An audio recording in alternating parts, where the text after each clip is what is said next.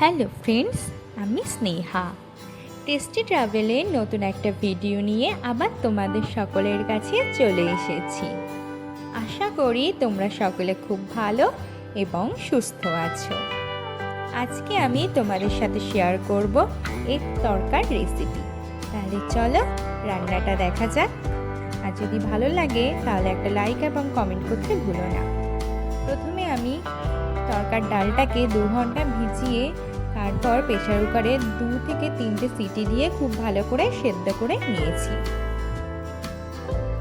তরকা বানাতে আর যে সমস্ত জিনিস লাগবে সেগুলো দেখে নেওয়া যাক।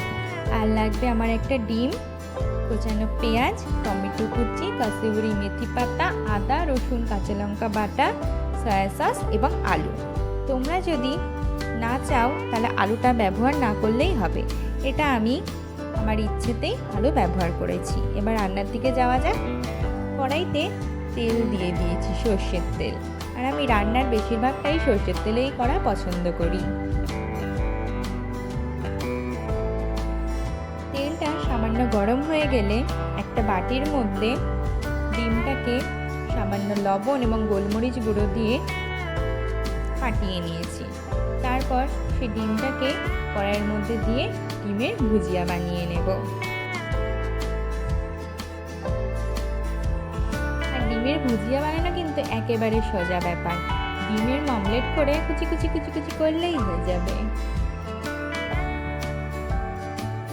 আর এই জিনিসটা কিন্তু খেতে আমার খুব ভালো লাগে।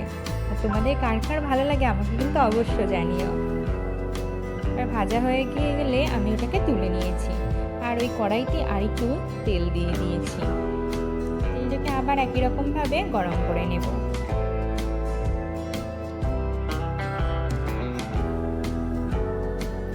এরপর এর মধ্যে দিয়ে দেব সেই টুকরো করে কেটে রাখা আলুগুলোকে। আলুগুলো এবার সামান্য একটু লাল লাল করে ভেজে নেব।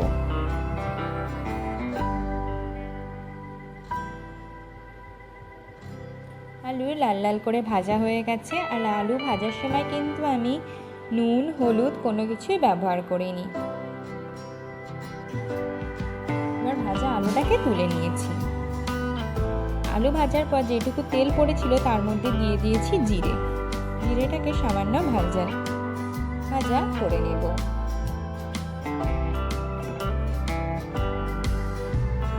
এবার এর মধ্যে দিয়ে দেব সামান্য একটু চিনি। চিনিটা রান্নার আগে তেলের পরে দিলে দেখবে রান্নায় খুব সুন্দর একটা লাল কালার চলে আসছে। এতে সামান্য লঙ্কার গুঁড়ো কম ব্যবহার করলেই হবে। তারপর এর মধ্যে দিয়ে দিয়েছি টমেটো কুচি। এবার সামান্য একটু টমেটোটাকে ভাজা ভাজা করে নেব, যাতে টমেটো নিজস্ব কালারটাকে ছেড়ে দেয়। তারপর এর মধ্যে দিয়ে দেব কোচানো পেঁয়াজ।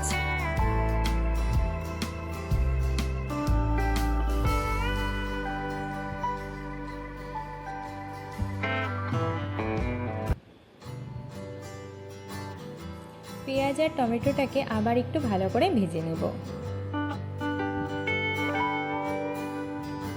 এবার এর মধ্যে দিয়ে দেব আদা রসুন এবং কাঁচা লঙ্কা বাটা।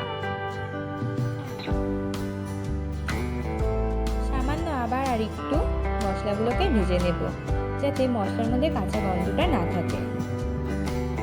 তারপর এর মধ্যে দিয়ে দেব গুঁড়ো মশলা, যেমন হলুদ গুঁড়ো, জিরে গুঁড়ো, স্বাদমতো লবণ এবং কাশ্মীরি লঙ্কার গুঁড়ো। সমস্ত মশলাগুলোকে বাটা মশলার সাথে খুব ভালো করে কষিয়ে নেব।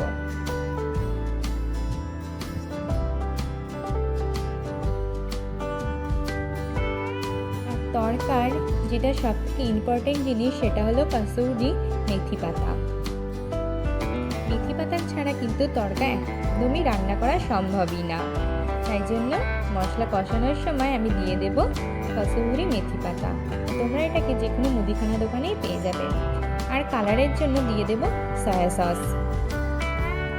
এরপর দিয়ে দেব এর মধ্যে ডিমের ভুজিয়া, যেটা আমি আগে থেকে করে রেখে দিয়েছিলাম। আর দিয়ে দেব ভেজে রাখা আলুর টুকরোগুলোকে।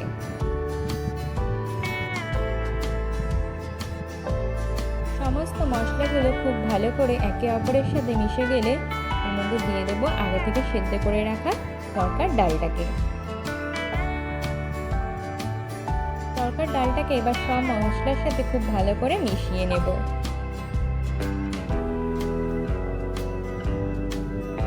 সামান্য একটু কষিয়েও নেব। রান্নায় যত ভালো করে কষানো হবে রান্নার টেস্টটা খুব ভালোই আসবে।